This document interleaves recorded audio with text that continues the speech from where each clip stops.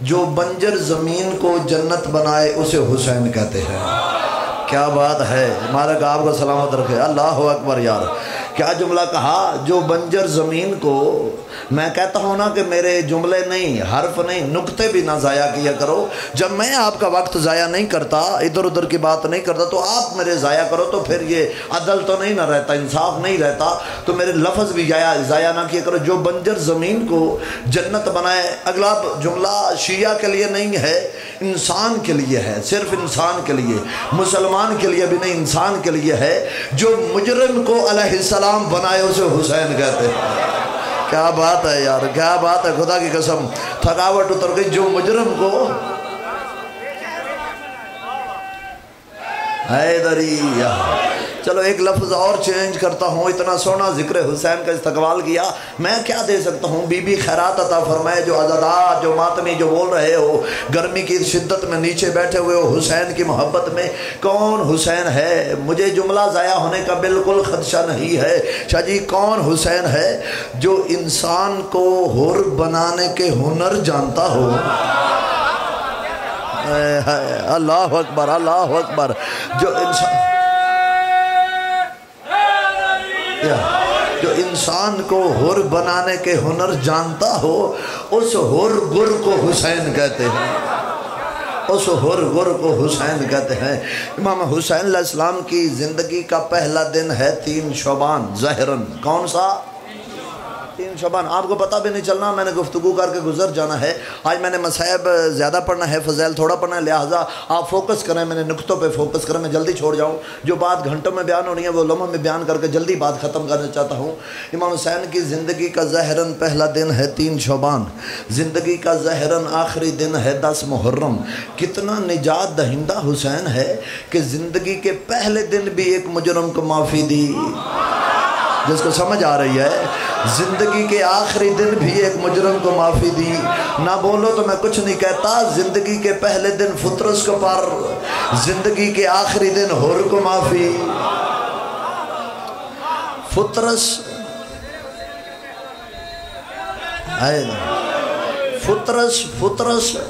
عرش کا رہنے والا، حسین فرش کا رہنے والا۔ امام نے ایک مجرم کو معافی دی جو عرشی تھا، ایک مجرم کو معافی دی جو فرشی تھا۔ اگر اللہ نہ کرے ابھی میں کسی کا موبائل اٹھا لوں، شاہ جی میں چک لینا ہے، چکنا اس دا ہے جڑا میرے نال نہ بولیا، چونکہ آج کے جوان کی سب سے بڑی سزا موبائل گم کرنا ہے۔ موبائل آج کے جوان کی آکسیجن ہے۔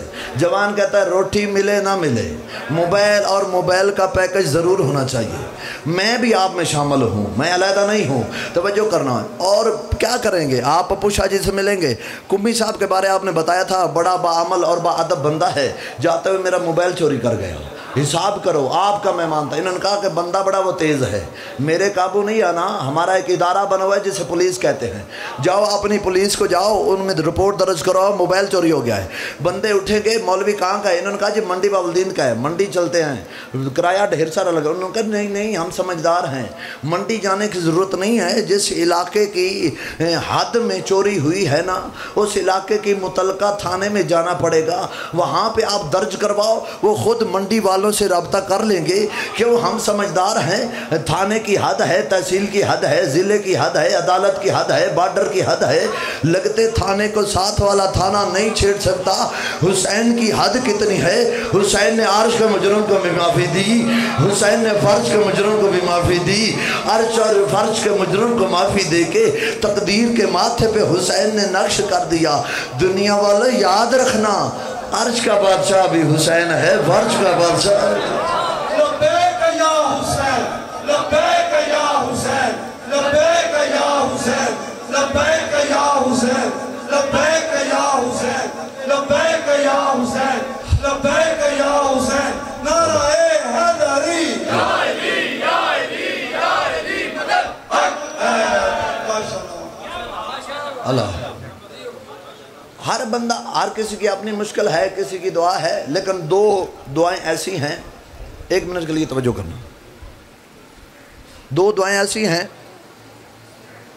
جی شاہ صاحب کیا ہوا؟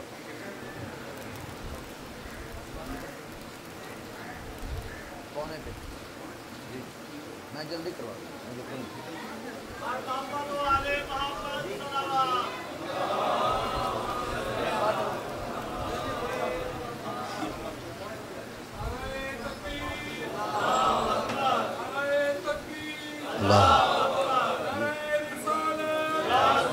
اس کو سمجھا دو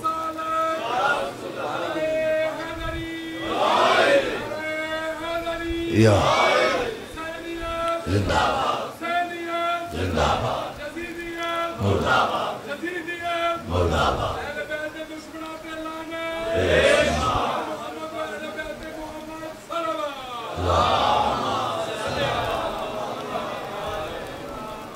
ہر بندہ دو دعائیں کرتا ہے، دو دعائیں ہر بندے کی مشترکہ ہیں، کٹھی ہیں، ایک جیسی ہیں، باقی دعائیں مختلف ہیں، ہر کسی کی اپنی مشکل۔ دو دعائیں کون سی اکٹھی ہیں ہر انسان کی؟ یا اللہ اس دنیا میں ہدایت دے، آخرت میں نجات دے۔ یہ دونوں دعائیں ہر بندے کی اکٹھی ہیں۔ دنیا میں ہدایت چاہتا ہے، آخرت میں نجات۔ ہدایت ہوگی تو نجات ہوگی، اگر ہدایت نہ ہوئی تو نجات نہیں۔ ہدایت اس جہاں میں، نجات اس جہاں میں۔ ہدایت کا تعلق اس جہاں سے، نجات کا تعلق اس جہاں سے۔ ہدایت نہ ہو یہ جہاں بیکار، نجات نہ ہو وہ جہاں بیکار۔ رسول نے فرمایا نہ گھبرانا، اللہ دونوں چیزیں تمہیں حسین کے صدقے دے گا۔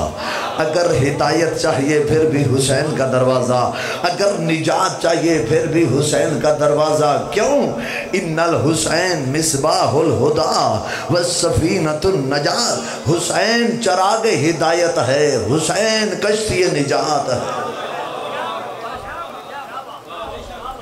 سر اٹھانا، میں لائن نہیں پڑھ رہا، اس لائن میں مذہب شیعہ بند کرنے لگا ہوں۔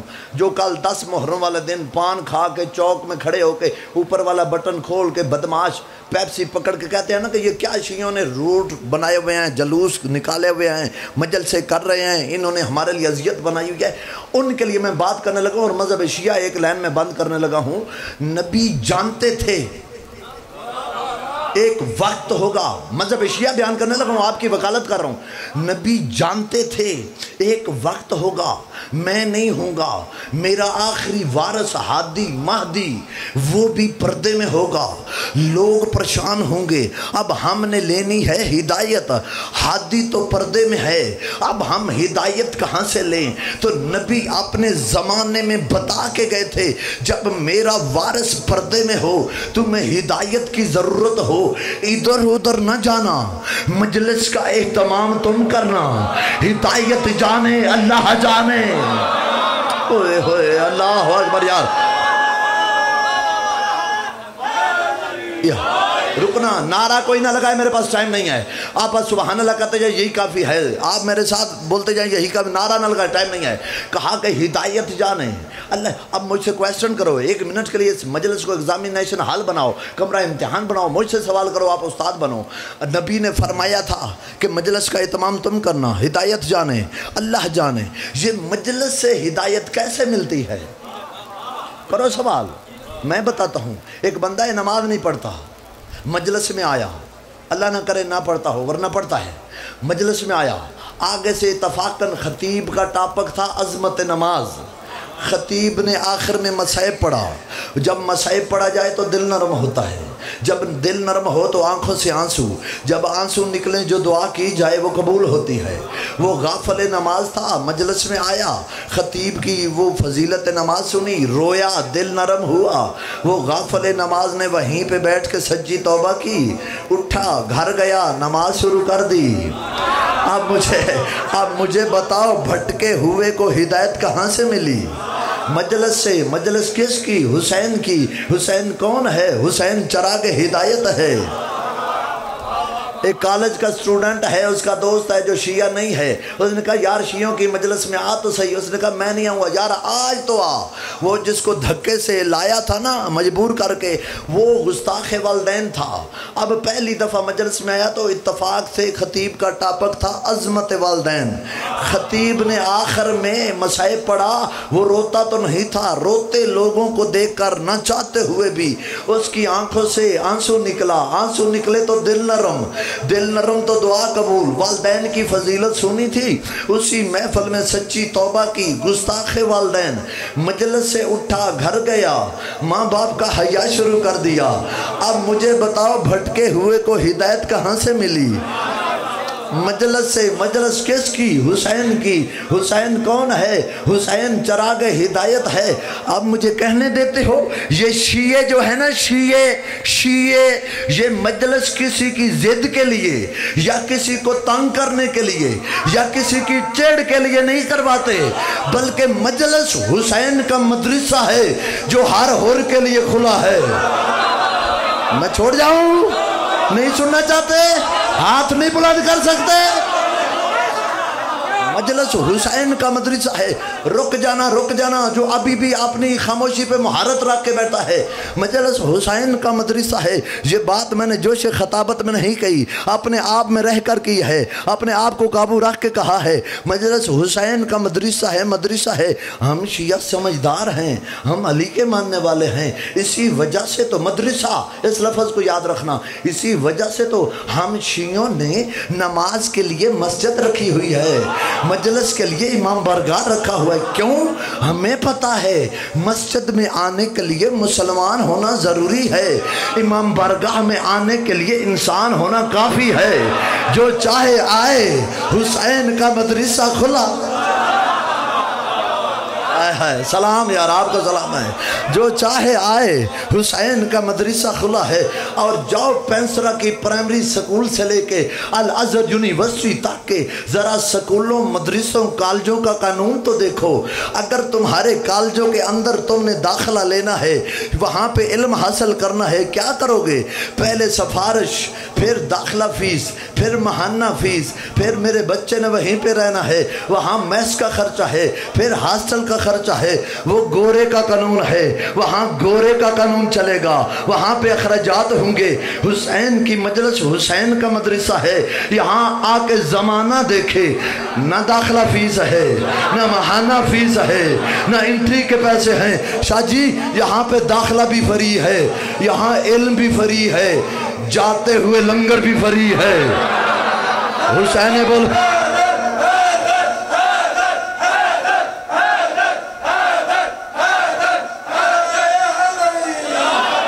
جاؤ دنیا کے سکولوں کا قانون دیکھ لو۔ اگر اسی سکول کے اندر 5ویں جماعت کا بچہ اپنے دوست سے ملنے کے لیے 4تھی کلاس میں جائے، ٹیچر بول کے کہتا ہے بیٹا چل تو اپنی کلاس میں، وہ 4تھی کا ہے تو 5ویں کا ہے، تیری علمی استطاعت زیادہ ہے ان کی تھوڑی ہے، تو کیا کرنے آیا ہے؟ اور وہی 4تھی والا 5ویں میں چلا جائے، 5ویں کا ٹیچر روک دیتا ہے، تیری علمی استطاعت کم ہے۔ وہ گورے کا قانون ہے، وہ گورے کی یونیورسٹی ہے، وہاں علم کا لحاظ، وہاں عمر کا لحاظ۔ زمانہ آ کے حسین کے مدرسے میں دیکھے 80 سال کا بوڑھا 5 سال کے بچے کا ہم جماعتی بنا بیٹھا۔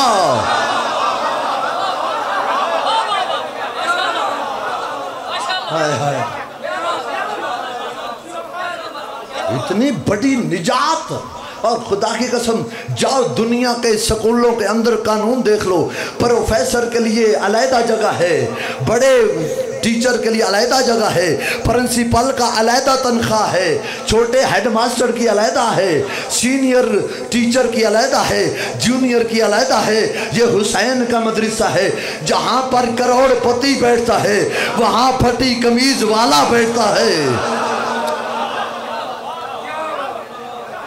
رک جانا، میں ہاتھ جوڑ رہا ہوں، 1 منٹ کے لیے رک جانا۔ میسج میں آپ سے کہہ رہا ہوں، جب حسین اتنی نجات بانٹتا ہے تم کسی کی منتیں نہ کیا کرو، تم کسی کے ترلے نہ کیا کرو کہ آ یار حسین کی مجلس نہ آئے، جائے ناران کا غان جائے۔ وہ مجلس میں آئے تو کیسے آئے؟ جن کے بڑے رسول کے جنازے میں نہیں آئے تھے، ان کی نسل کے بچے رسول کے بیٹے کے ذکر میں آئے تو کیسے آئے؟ ہائے ہائے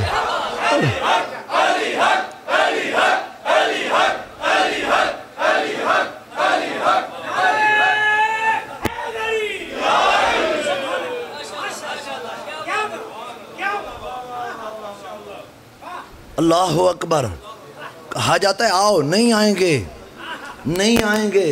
یہاں آتے ہیں وہی جن کو سرکار بلاتے ہیں، نہیں آئیں گے، اللہ اکبر، نہیں آئیں۔ کیوں؟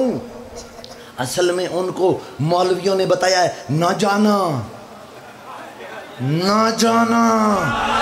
ان کو بی بی زینب نے بد دعا دی تھی، یہ شیعہ ہیں، یہ روتے رہیں گے، یہ پیٹتے رہیں گے۔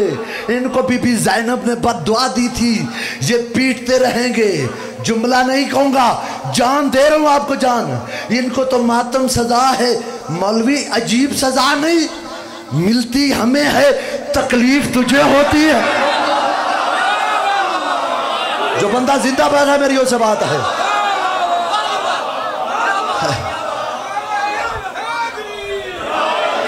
اگر ماتم سزا، بابا بیٹھ جا، ناراض نہ ہونا، میرے پاس ٹائم نہیں ہے، مولا کا واسطہ، آپ کی محبت میں، میرے پاس ٹائم نہیں ہے۔ یہ کہتا کہ ماتم سزا ہے، ماتم بد دعا ہے، عجیب سزا نہیں ملتی ہمیں ہے، تکلیف تمہیں ہوتی ہے۔ اگلے جملے کا استقبال اگر حالت قیام میں کھڑے ہو کے بھی کرو، پھر بھی جملے کی قیمت میرے لیے تھوڑی ہے، لیکن جس انداز سے سنو آپ کی مرضی ہے۔ اگر سزا ہے، اگر ماتم بد دعا ہے، اگر بی بی زینب کی بد دعا ہے، تو ہمارے مجلسوں کے، ہمارے جلوسوں کے روٹ لمبے کرنے کی اجازت دو تاکہ سزا زیادہ ملے۔ بولو بولو جماعت بھی بیٹھے ہوئے ہو، عزادار زندہ باد، عزادار زندہ باد، اللہ اکبر۔ میں نے لاکھوں کے مجمع کو چاٹنا ہے، میں نے کیا کرنا ہے لاکھوں کا مجمع؟ تھوڑے سے بیٹھے ہوئے ہو، کم ظرف نہیں ہو، جملوں کی قیمت لگا رہے ہو، مجھے جملہ کہنے دو۔ اصل میں جیسے جیسے محرم آتا ہے نا، جیسے جیسے محرم، چینلوں پہ لوگ بولنا شروع کر دیتے ہیں، لوگ ادارے حرکت میں آ جاتے ہیں، مولوی چیخنا شروع کر دیتے ہیں، تو مجھے ایک جملہ کہنے دو۔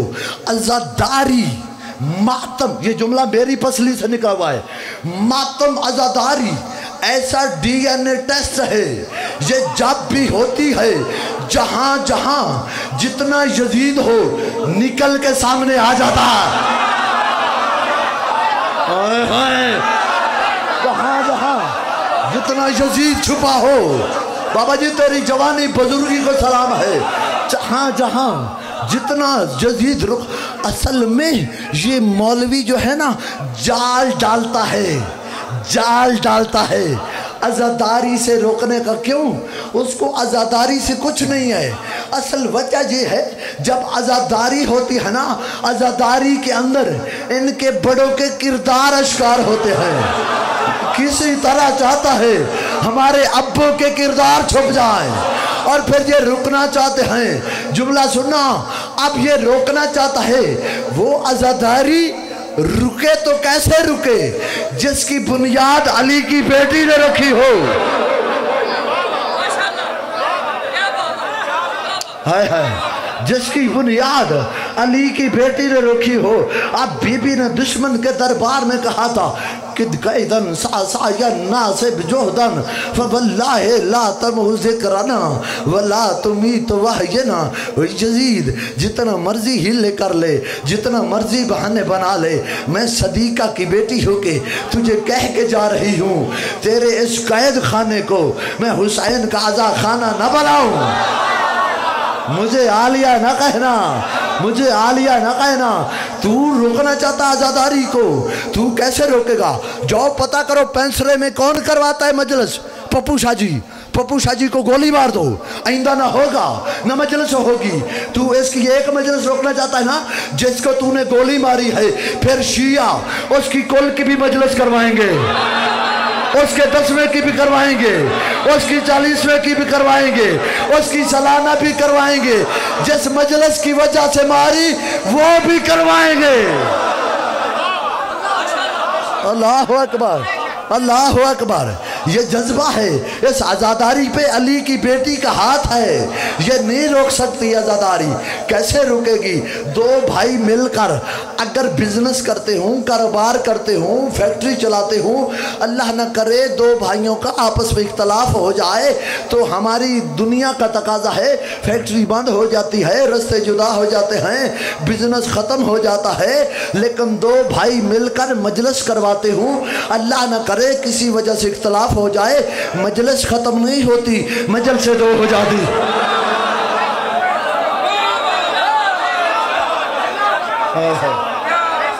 چھوڑنے لگا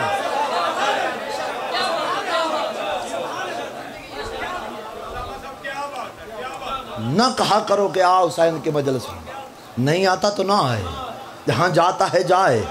اللہ اکبر۔ یہاں سے ہدایت ملتی ہے، یہاں پہ آئے گا وہی جسے بوتیل توفیق دے گی، جسے زہرا آنے کی اجازت دے گی۔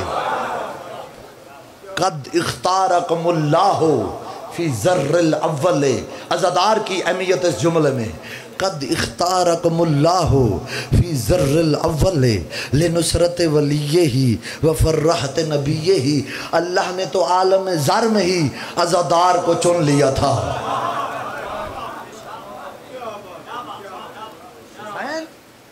نجات بانٹتا ہے حسین، حسین ہدایت بانٹتا ہے حسین۔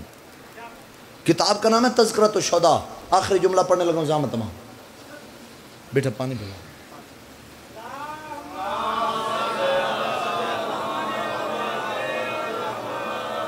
تاحشر یہ خیال میرے دل کا چین ہے، تاحشر یہ خیال میرے دل کا چین ہے، یعنی میری نجات کا ضامن حسین ہے۔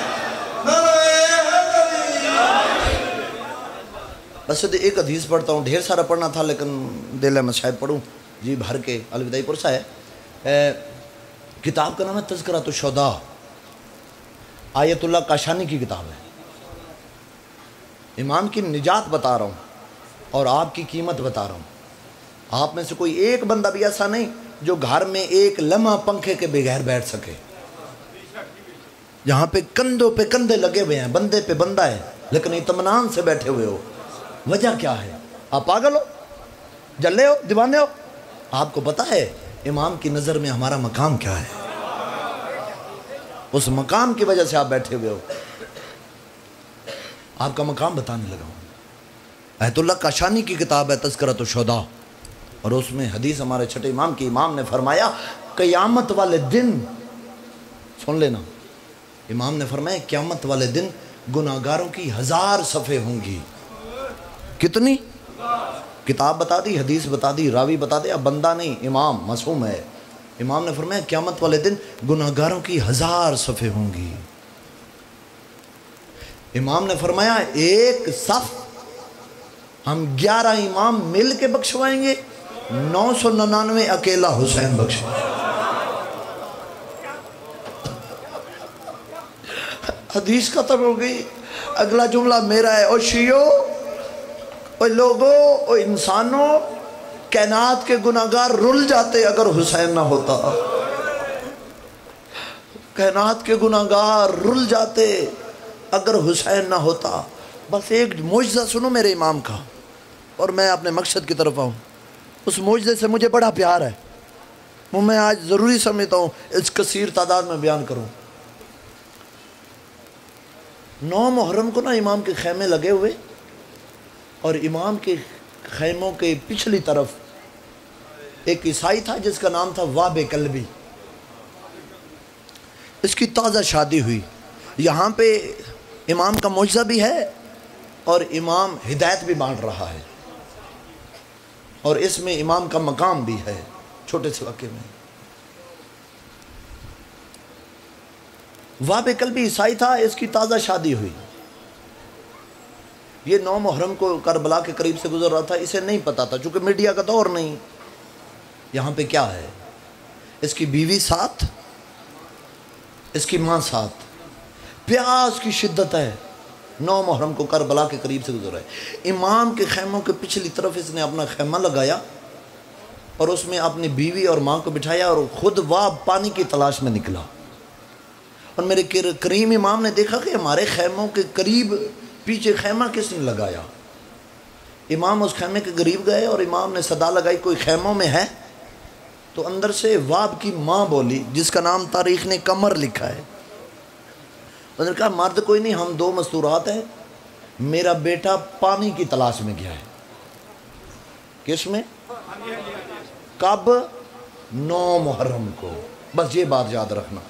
جب کہا نا پانی کی تلاش میں، تو تاریخ کہتی ہے کہ امام کے ہاتھ میں ایک نیزہ تھا، وہ خیمے کے بہر مارا تو نیچے سے پانی جاری ہو گیا. تم نے ہائے نہیں کی. کب جاری ہوا؟ جب اصغر پیاسا تھا. عجیب خاندان ہے، اپنے بچے پیاسے ہیں اور زمانے کو بانٹ رہے ہیں. نیزہ مارا تو پانی جاری ہوا. اس نے دیکھا اے کریم شخص، تم مجھے عام انسان نہیں کوئی اللہ کے ولی لگتے ہو. امام نے کوئی بات نہیں کی. یہ کہہ کر امام واپس چلے گئے. فرمایا کہ تمہارا بیٹا واب آئے گا نا، اسے کہنا تمہیں حسین سلام کہہ رہے تھے. ابھی عیسائی ہے واب، ابھی اسے پتہ ہی نہیں حسین کون ہے. جب یہ جملہ کہا امام چلے گئے. واب پانی کی تلاش میں تھا، چونکہ دریا پہ فوجیں تھیں، اس کو نہیں پتا تھا یہاں قریب دریا. وہ واپس خالی ہاتھ مڑا تو کیا دیکھا؟ خیمے کے باہر پانی کی فوار پھوٹ رہی ہے. تو تعجب میں آ گیا، اماں یہ کہاں سے؟ تو ماں نے کہا ایک کریم شخص آیا تھا. کہا اماں ہماری زندگی ختم ہونے کے قریب تھی، جس نے ہماری زندگی بچائی اس کا جا کے شکریہ ادا کرنا چاہیے. کہا تو جا نہ جا، اس نے نام لے کر تجھے سلام بھیجا ہے. اب واب اور واب کی ماں ابھی عیسائی ہے. وہ امام کے پاس گئے اور تعارف پوچھا، نام کیا ہے؟ امام نے فرمایا میرا نام حسین ہے، میں علی کا بیٹا ہوں، مدینے والے محمد کا نواسہ ہوں. یہ کہنے کی دیر تھی، واب کی ماں کمر تڑپ گئی. دیکھ کے کہنے لگی کہیں تم مبالے والی زہرا کے بیٹے تو نہیں؟ سوڑ آئے گیا یار.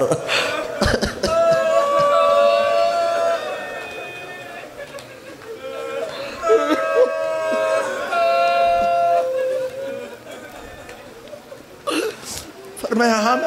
یہاں کیا کر رہے ہو اکیلے؟ آپ تو جنت کے سردار ہو. امام تڑپ گئے. کہا واب یہ ساری فوج اکیلے حسین کے لیے، یہ کیوں مارتے ہیں؟ امام نے فرمایا کہ میں اسلام پہ ہوں، اپنے نانا کے دین پہ ہوں، اس لیے. حسین ہدایت بانٹ رہے ہیں. دیکھ کے کہتا ہے کہ مولا کیا میں آپ کے دین پہ آ سکتا ہوں؟ امام نے فرمایا ہاں، میرے نانا کا کلمہ پڑھ تو تو بھی دین پہ آ جائے گا. اور پھر تاریخ کہتی ہے کہ 9 محرم کو وہب نے کلمہ پڑھا اور ماں سے کہا اماں میں اب یہیں پہ حسین کے ساتھ رہوں گا. ہاں تو میری زوجہ کو لے، اس کو دل کرے تو میرے گھر رہے، دل کرے اپنے باپ کے گھر رہے. ماں دیکھ کے کہتی ہے بیٹا تجھے بتایا نہیں یہ زہرا کا لال ہے، تو حسین پہ قربان ہونا، میں حسین کی بہن پہ قربان ہوں.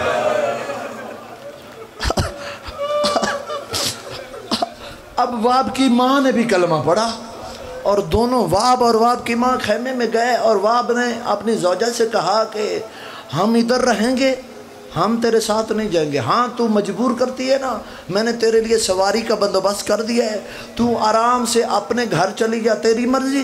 اور میرے گھر رہنا چاہے تیری مرضی، میں تجھے اختیار دیتا ہوں. میں اب اس حسین پہ قربان ہونا چاہتا ہوں.